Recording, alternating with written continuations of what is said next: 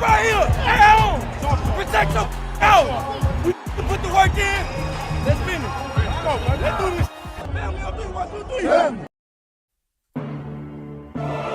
You see, we dream chase, because that's all we was given to start with. Then we realized the dream was obtainable. Now look at us.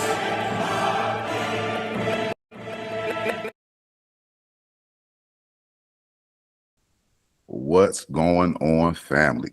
It's your man, Big Huss, the one you trust, tapping in with that midnight green medicine. Now, look, if it's Eagles football, man, you know we on it. And today we got a lot to break down because the Philadelphia Eagles have been making moves all across the roster this offseason. And we know we got to keep y'all updated. So we talking Landon Dickerson's restructure, Brandon Mann getting locked in long-term, veteran corner Jonathan Jones joining the secondary, Arnold Ebiketie adding some depth at the edge position, the Dallas Goedert situation that keeps getting pushed back once again, and why the signing of Johnny Monday might be more than what people think. But before we get into that, man, please make sure that you're liking, commenting, and most of all, subscribe to the channel so you don't miss when me and Mr. Owens drop these videos on y'all. And so let's get right into it, the main thing.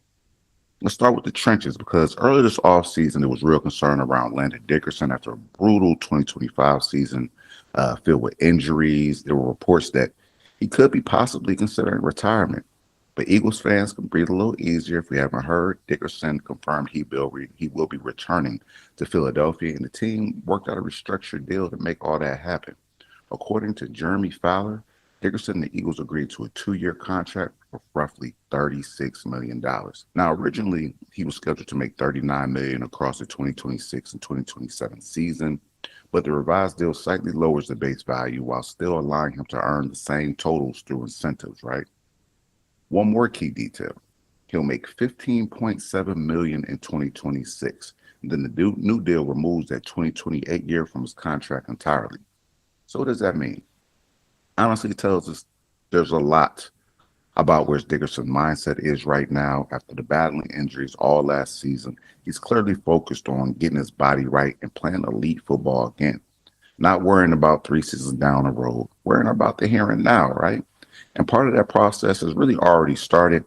Dickerson actually traveled to Colombia with Cam Jurgens to undergo some stem cell therapy, hoping to reset the body, reset the mind, and just recover from the wear and tear over the last years.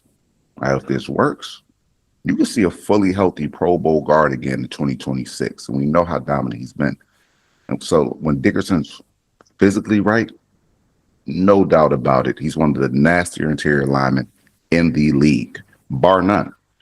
So for an Eagles team that's always built around dominance in the trenches, keeping him in the building, keeping him healthy, man, that matters.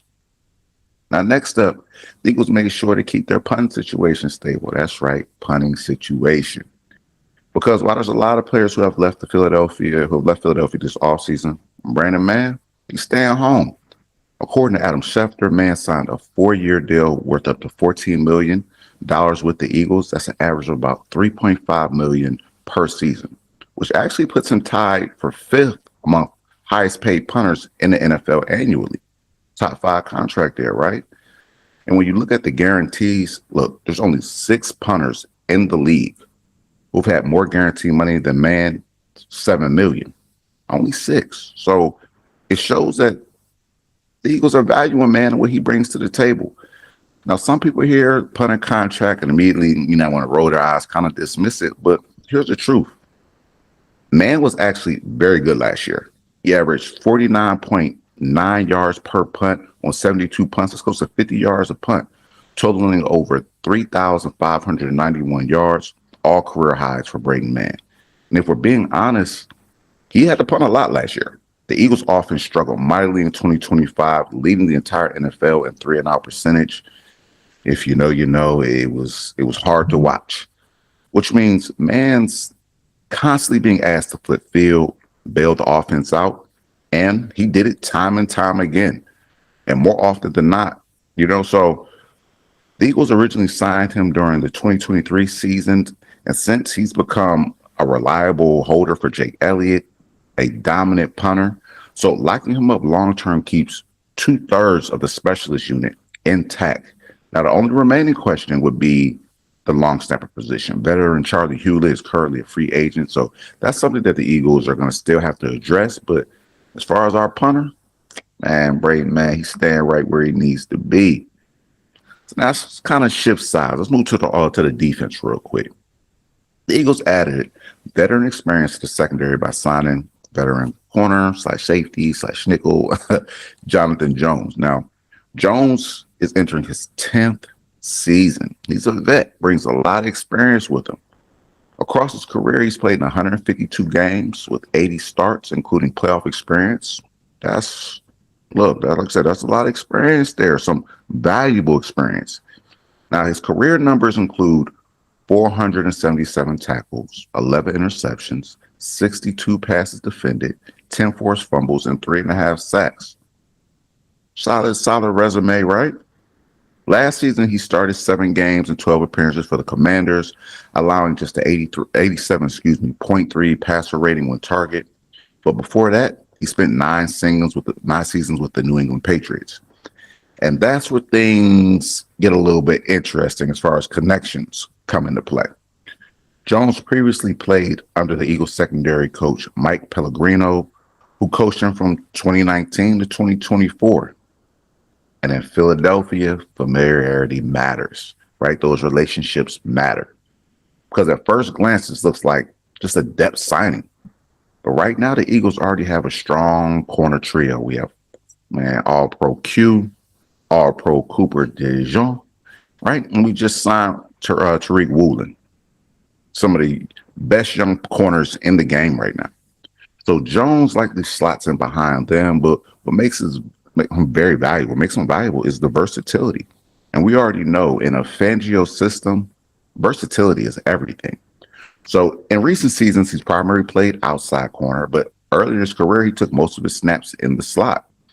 He's also lost some snaps at safety, another position the Eagles still need to reinforce. So even at 33 years old, he gives the defense experience, once again, flexibility, and a bit of insurance in case things kind of go left.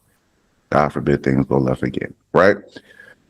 If injuries hit the secondary, he's someone who could step in and play meaningful football, and there would not be a big drop-off, as we kind of saw when we inserted Keely Ringo or one of the other backup corners last year.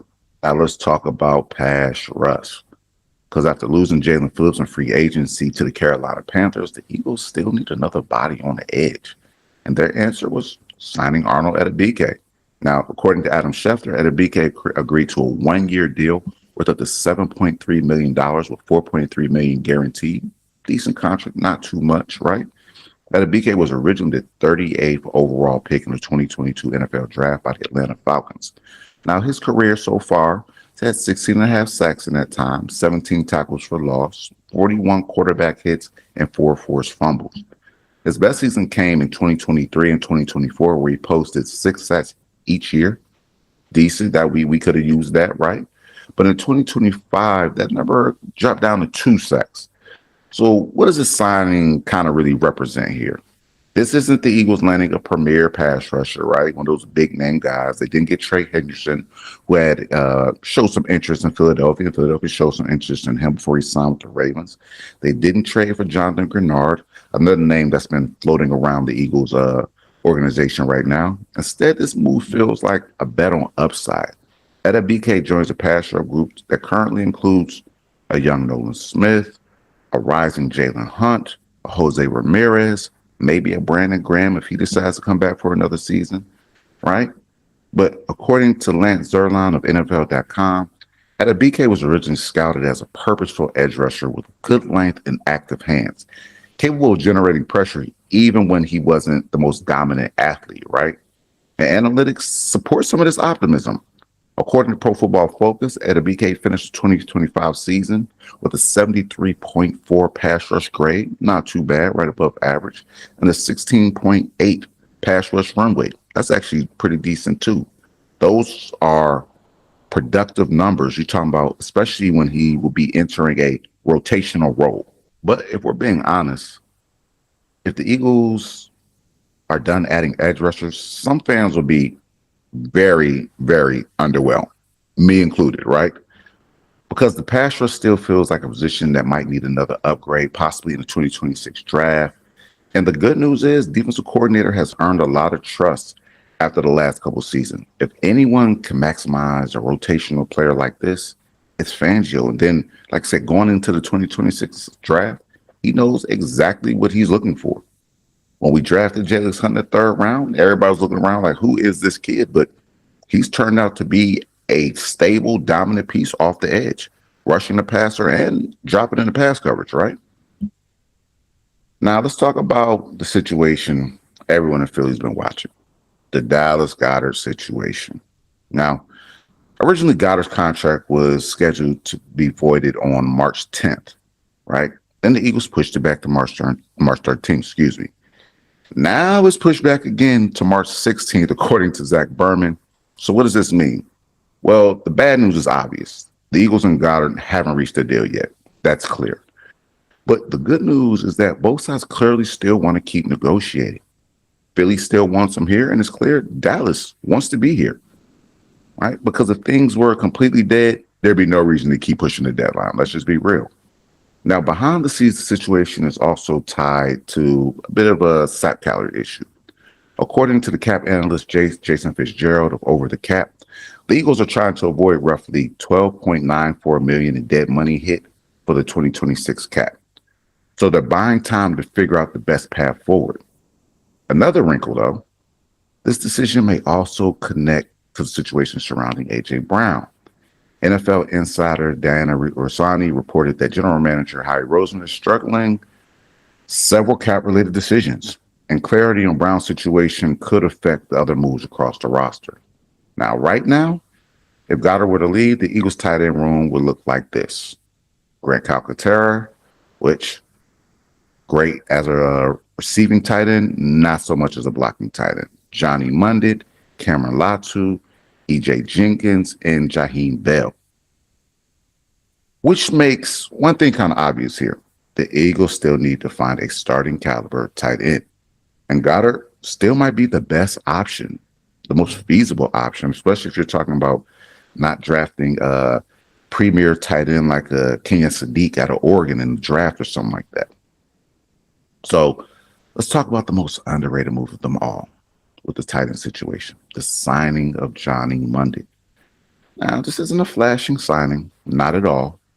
Mundit has never had more than 20 catches in the season, more than 200 receiving yards in the season. But sometimes the most important players aren't the ones that the fans know. It's the ones that they barely notice. Now, head coach Kevin O'Connell, head coach of the Minnesota Vikings, that is, Kevin O'Connell once said, I believe Johnny Mundit is the third best tight end in the NFL. And look, that's high praise. You have some dog tight ends out there. So that's high praise. That means a lot. Because Mundit's value isn't about catching passes. It's about blocking. He's excellent in zone blocking schemes, double teams, reach blocking, blocking linebackers in space, DBs in space. And that matters because new offensive coordinator Sean Mannion is expected to run a system rooted in the Shanahan-McVay offensive tree.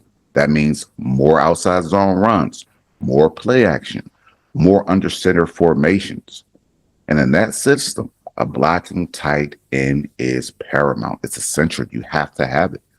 Now, Mundit spent 9 years in that exact style of offense, playing with teams like the Los Angeles Rams and Minnesota Vikings.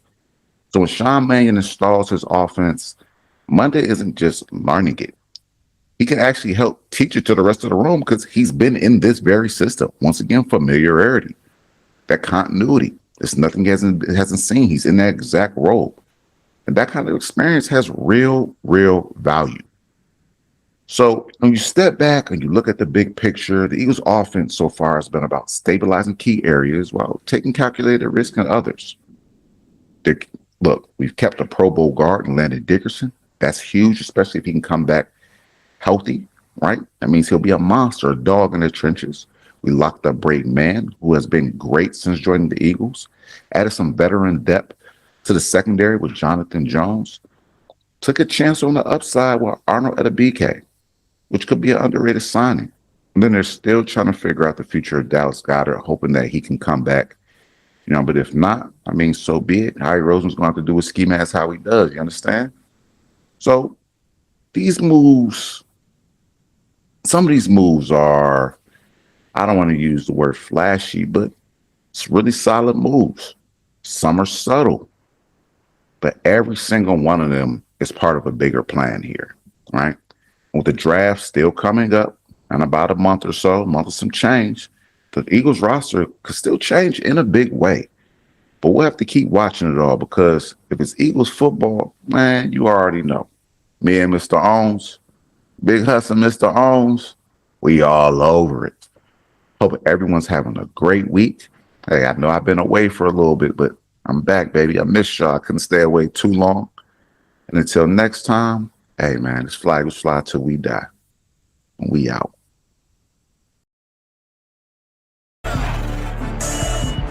It was I was gonna make a lot of money doing what I wanted to do.